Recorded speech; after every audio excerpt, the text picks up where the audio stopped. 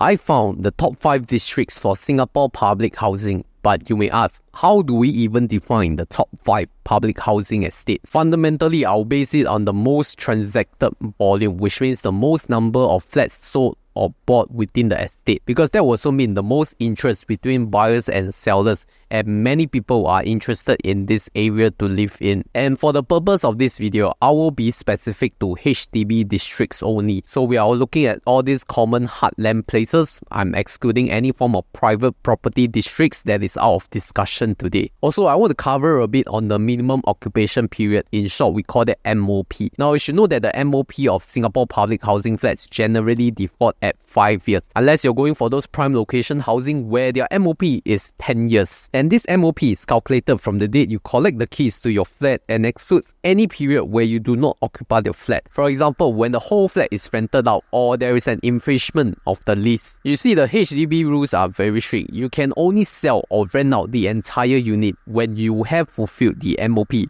of 5 years. So when many people get their HDB flats, primarily BTO flats, they will think of whether it is for their own stay for long term or they will sell it after the MOP. But first, if you want to join a like-minded community where you could discuss property views like this, then join us at Honey Money SG with over 10,000 members to share your perspective on property, HDB, housing, and all this stuff. Join us at Honey Money SG. Now, why do most people want to sell at the point of fulfilling the MOP of 5 years? I think the primary reason is because of the money. Specifically, we are talking about the capital gain, because this is where the difference between your buying price, which is the cost, versus the selling price has the highest difference, because it is almost like a brand new flat. Like after 5 years, it is very fresh. Most of the things are fairly new. The facilities are also new as well, which means there's less depreciation on the property. And for those homeowners who do not want to wait for a BTO, going for the resale market, they will want to look at these MOP flats because they are almost in a new condition, which they may prefer to live in compared to an old flat of over 20 or 30 years. MOP flats also have the highest demand but the lowest supply, because there are only that many MOP flats, and out of these MOP flats after 5 years, not all of them are willing to sell. But if you're the first one to sell away after MOP, then your neighbors will see, maybe this is a good opportunity to sell as well. But you realize that you cannot sell as high as the first person who sold it, because now supply starts to come in. And you know the supply and demand curve, more supply equals to a decrease in price. The other reason why people want to sell after MOP is maybe they demand a larger space. For example, they may have bought a 3 or 4 room units and they have kids during this MOP period. So they probably need a bigger space to house the entire family.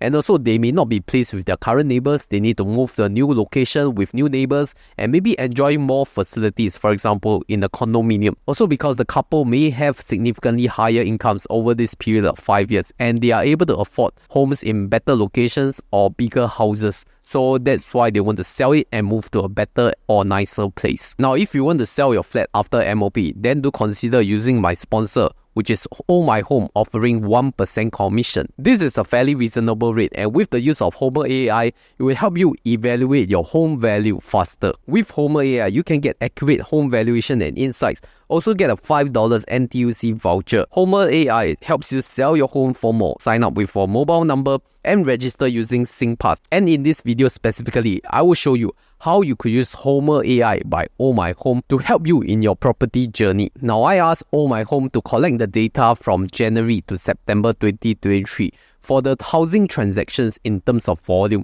and I came up with the top 5 HDB districts, and I'm going to analyze them because I will rank the top 5 housing districts and you can see whether you are living in one of them. Number 5 in place, we have Tampines, which has a total transaction value of 1,231 units. Now, Tampines is a really large housing district, not only in the central where the 3 shopping malls are, but you also have Tampines East, Tampines West, and also part of the Simei area is considered Tampines. It is a mature estate with 3 huge shopping malls, namely Tampines Mall, Tampines 1 and Century Square. There is also a bus and MRT interchange with 2 MRT lines, the East-West line and the Downtown line. There is also Changi General Hospital and an integrated hub, which is our Tampines hub, where it houses a library, a stadium, a hawker center, and other exciting stuff that you could explore in OTH. The specific MOB project I'm looking at is Tampines Green Edge, which TOP'd in 2018. So to use HomerAI, you will first have to find out what is the postal code of the project. And we could do this on Google Maps. So you just search Tampines Green Edge and it will give you the postal code being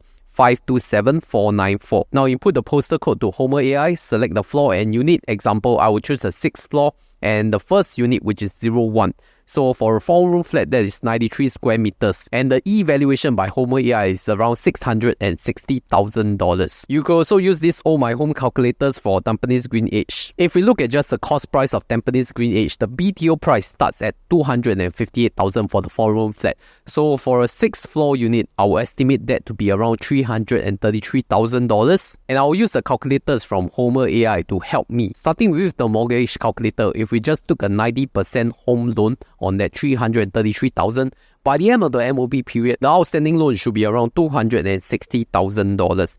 And then if we were to use the next calculator, which is the cash proceeds calculator, at a valuation of $660,000 and estimated $100,000 used from the CPF OA, the cash proceeds should be around $300,000. So you see, with HomerAI, you could calculate how much cash proceeds you could use for your next home purchase. Also, you can see the miscellaneous fees like the Ohmyhome commission of 1%, HDB admin fee, and also the estimated legal fees right here transparently. Number 4th in place for the top housing district is Yishun with 1,426 units. Now the Yishun district consists of Central, Yishun Park, Khatib, Chongpang, and the area before Canberra MRT. And for this MOT project, I will look at Blossom Springs at Yishun, which TOP'd in 2018. So using Google Map, I found the postal code to be 762462, and I follow the HomerAI steps that I described previously. Evaluation by HomerAI is around $550,000. Now Yishun is a non-mature estate with only one shopping mall, but it's a very huge shopping mall, North Point. There's a bus and MRT interchange with a library, Yishun Library,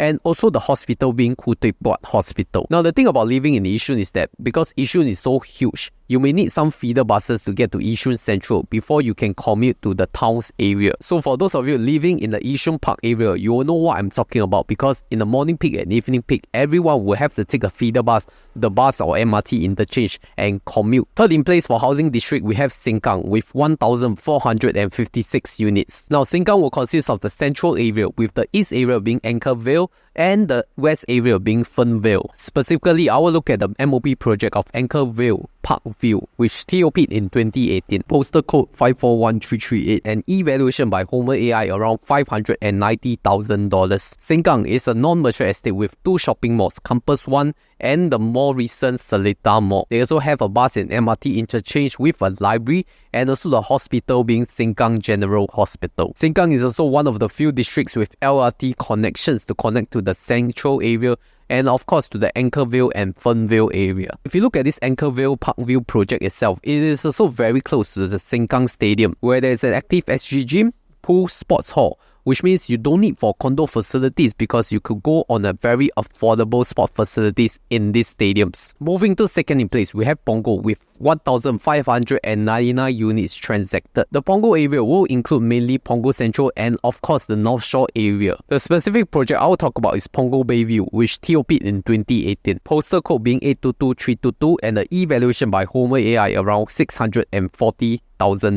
Now Punggol is still a non-mature housing estate with one main shopping mall, which is the Waterway Point. There's a bus and MRT interchange and also a library, but there is no hospital because the nearest one is already at Sengkang, which is like just one MRT station away. Punggol also have their own LRT systems to connect the area, and they are also getting their brand new MRT stations from the brand new Cross Island line. For people who prefer Sea View, Bay View, River View, this kind of thing, maybe you can look at Punggol, because I know that all the Marina Bay properties or East Coast properties are so expensive. Maybe the more affordable option is Punggol HDB, which is specifically this project at Punggol Bayview. Now the top housing district is finally here, and could you have guessed it? It is Woodlands with 1,600 units. The Woodlands area spans from Admiralty to Woodlands Central, Woodlands North, Woodlands South, and also the Marsiling area. I'll use the MOB project of Admiralty Grove, which TOP'd in 2018. Postal code 731694, evaluation by HomerAI around $580,000. Now Woodlands is still a non-mature estate with one main shopping mall, Causeway Point,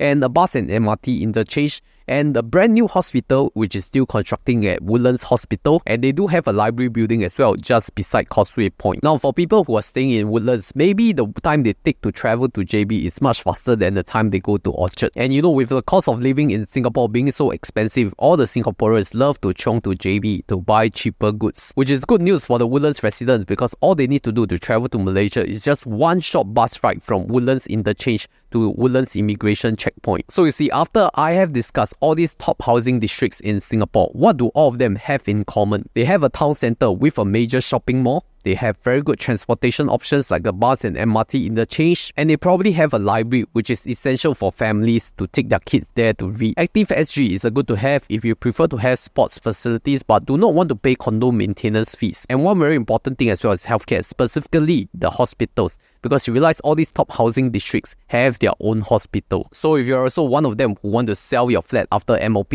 then do use HomerAI, which is a good tool to help you gauge affordability and understand your cash proceeds from selling your home. Click through the referral link in my description to sign up for HomerAI, and you could also refer your friends and get a $5 NTUC voucher for a new sign up. You can consider engaging Ohmyhome to help you with all these property transactions, be it buy, sell or rent. But if you really want a detailed analysis of how much salary you need to have to purchase your first home, then I can refer you to my previous video right here where I will show you my view